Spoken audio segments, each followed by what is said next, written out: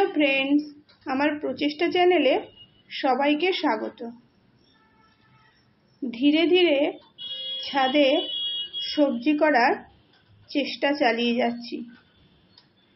লঙ্কা গাছগুলো বেশ বড় হচ্ছে।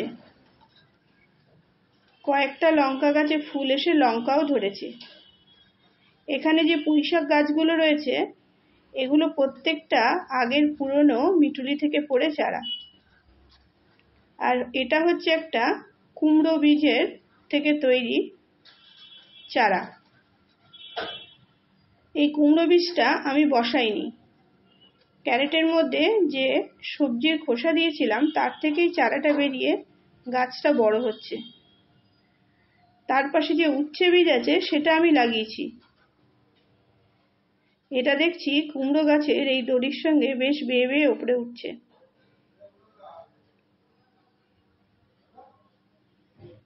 এখানে রয়েছে আরো একটা কুমড়ো গাছ।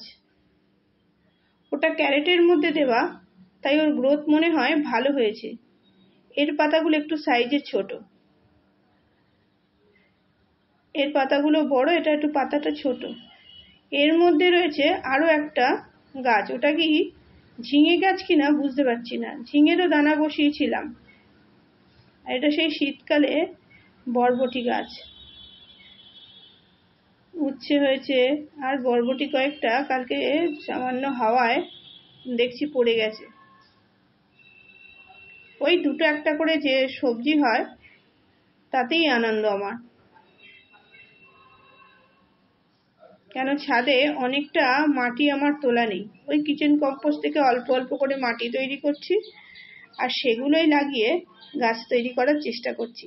যখন আমার ছাদে অনেক মাটি তৈরি হয়ে যাবে, তখন আমি মন খুলে সবজি লাগাতে পারবো।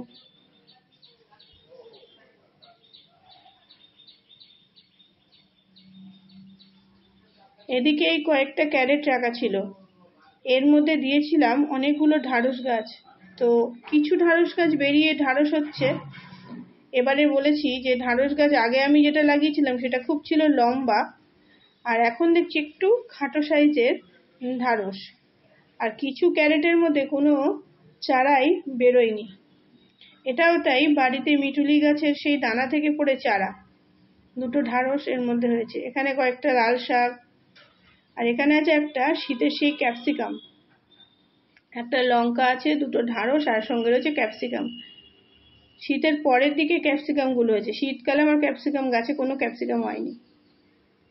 এর মধ্যে আর একটা জিনিস, এইখানে যে বেগুন গাছগুলো লাগানো ছিল, মাটিতে মনে হয় গরমে এদের সমস্যা হচ্ছিল।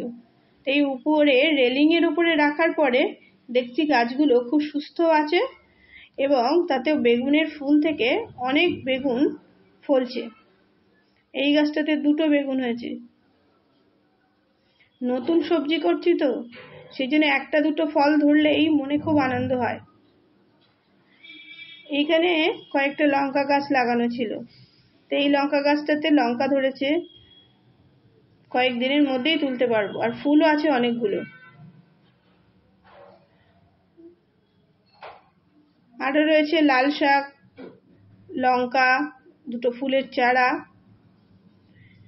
এই যে ফুলটা বারবার নাম ভুলে যাই, গিলাডিরিয়া, এর মধ্যে থেকে একটা স্টিক বেরোচ্ছে। খুব শিগগিরই মনে হচ্ছে ফুল দেবে গাছটা।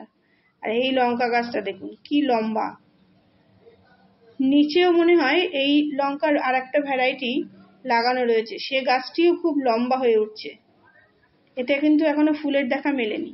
হ্যাঁ, এখানে একটা কথা বলবো, যে এই যে ফুলের গাছটা দেখছেন, এটা সবারই জানা শীতের একটা জনপ্রিয় ফুল অ্যালাইসাম।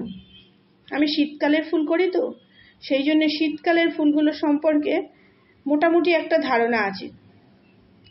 আমি তো গরমের ফুল নতুন করছি। তো যাই হোক, এই শীতের ফুলে এবার যে অনলাইনে বীজগুলো অর্ডার করেছিলাম, তার থেকে এই অ্যালাইসামের চারাটা হয়েছে একটা কারি পাতার টবের মধ্যে।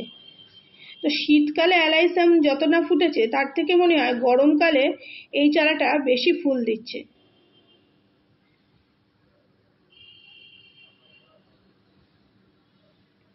এইভাবে ধীরে ধীরে সবজি করছি। সবজি করতে বেশ ভালোই লাগছে। আমার বাগানে আরো কিচেন কম্পোস্ট থেকে মাটি তৈরি হলে আরো বেশি বেশি করে সবজি করার চেষ্টা করব।